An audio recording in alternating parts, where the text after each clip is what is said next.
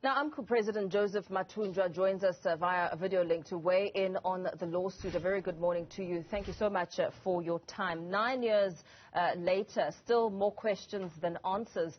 And I suppose as we get started, the question around the request for Judge Lamont to recuse himself is one that will be under the spotlight this morning. What do you make of that request and, of course, anticipating what is to come today?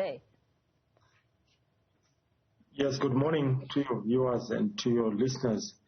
Yes, indeed, we as AMCU, we didn't even know that the judges are allowed to have shares in such a contested terrain, which is mining. And furthermore, we will really, ask our lawyers to force him to recuse himself because it has an interest. And we don't want to join judiciary with this toxic capitalist and political collision. So it will be bad for South Africa if judiciary find itself in this collusion, of which Advocate Dalimpofu during the Farm Commission labeled as a toxic collusion. So that will be forming another evil tripartite alliance, which is help bend to destroy the livelihood of the majority of South African, which are blacks. You speak about the Farm Commission's findings and the recommendations that came out of it. When you look at that matter and where we're standing today with all the questions that are being asked and the grieving families that are still waiting for answers and waiting for some sort of accountability, what are your expectations? I think Farm Commission, in his findings, we find that Farm Commission didn't do its best. That's why we call it a commission of omission at the end of the day. Because, Lonmin, the culprit, which is Sibanye today, he never find any wrongdoings. And you will agree with me when I say if Lonmin, which is Sibanye today, never provided the infrastructure, the facilities, for the state in order to conduct this heinous crime against the workers, wouldn't be speaking about this massacre today in South Africa. But the Lonmin itself, which is Sibanye, provided the infrastructure to host the whole state security in order to kill its own employees. And the Farm Commission didn't find anything wrong. No CEO was ever put before the court. So hence we call it the Commission of Omission. Has omitted what is very crucial in this matter. It's also been said that this is not a mere labor dispute, that at the crux of this matter is some sort of criminal liability that needs to be held to account. What's your take on that? The question, who has characterized workers' struggle as a criminal? So if the sitting president, the then shareholder of Lonmin, has exchanged those emails and characterized the genuine cry of exploitation by the white monopoly capital against the people, the majority people who put this government into power, wouldn't be talking about the massacre. So instead of influencing the Department of Labor to intervene during that strike, wouldn't be talking about massacre today, but he went and influenced the Minister of Police and talking with some political connection in order to declare this as a criminal, activity.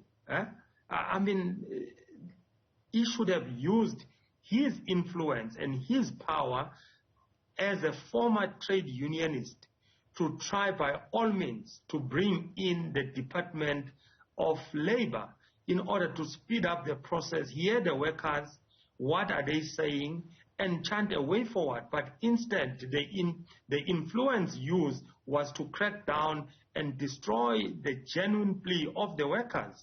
And even the Department of Mineral was never been engaged to solve the problem, but was to fuel and label workers as criminal, which it's really disgusting. Now, the president in a Q&A session with MPs spoke about the complexities of meeting with the families, saying that it's a sensitive matter.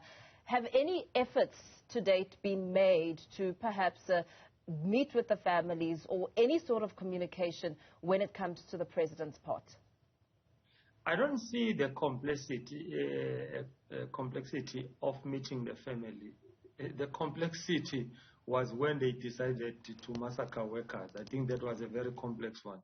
This one is very simple. I've written to the state presidency requesting to meet and try to chant a way forward.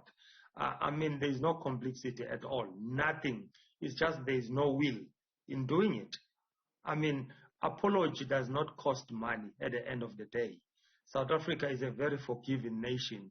If we forget Dikok, if we forgive apartheid government with all the atrocities that they've done to our fathers, brothers, sisters, how can we cannot forgive our own?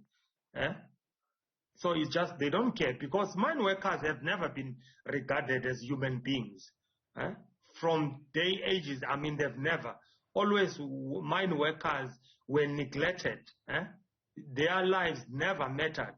If you remember, when I was praying in the copy, I said, brothers, workers, move here. The life of a black man in Africa is cheap. They will kill you and replace you. And that's what happened. That's why my effort and Bishop Yoga effort was never been considered, because the decision was taken on the 15th that go and kill those workers. So if they did support myself and Bishop Yoga on the 15th, wouldn't be sitting here talking about the massacre in South Africa. That's how the capitalism is so evil. Yeah. It's so evil. The apology is one aspect of the bigger picture. You speak about having written letters to the president. Within those letters, you were emphasizing the part where you're saying that the process to compensate the families must be speeded up. Where are we standing with that process?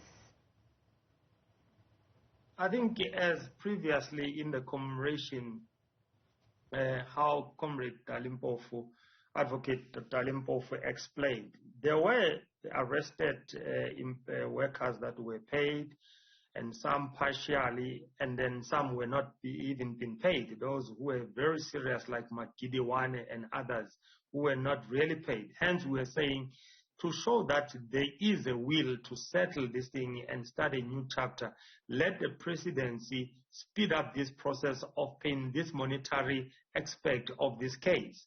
And moving forward for apology, meeting the families, and then moving forward again to erect,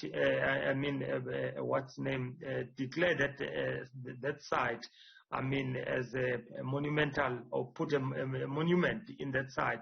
And furthermore, declare the 16th of August as a Workers' Day, rather than using the 1st May as a Workers' Day. We've got our own massacre created by our democratic government. So change that day, move the 1st of May to the 16th of August as a South African Workers' Day. And those things, I don't think it takes money. It's just a matter of humbling yourself and be with the people, in the pains of the people, and then move forward as a leader. That's how I would do if I was a leader. To apologize doesn't cost the money. It doesn't need a court. And with all these emails that we've been writing, we're trying to avoid the situation that we are in. So hence they said, Mathunjwa, you are too lenient, you are too religious. Let's take this thing legally. We're trying to avoid this as AMCU. And very lastly, very quickly, for the sake of time, you have in previous weeks, previous months, warned of a repeat of Marikana if South Africa's economic policies are not reformed. Give us more depth as you speak about that and make that statement. I think you have seen recently in July what happened when people, they were went and pick up some food there is a shop that called Pick and Pay. They didn't pay because they don't have money, they don't have jobs, which they were called looters. But the main looters are the investors that are looting the minerals of this country, and no one is making noise about it. And this number of unemployment in this country, there will be no army at the end of the day that will stop people when they start to revolt. Because you cannot have this number percentile that is so high of unemployment and you think things will just remain as it is. It cannot be. It cannot be. Absolutely. It's not I'm that going to have to cut you short there, and thank you for your time, Mr. Mathunjwa. Joseph Mathunjwa, AMCU president, speaking there as the Marikana story comes to the surface with the court process underway this morning.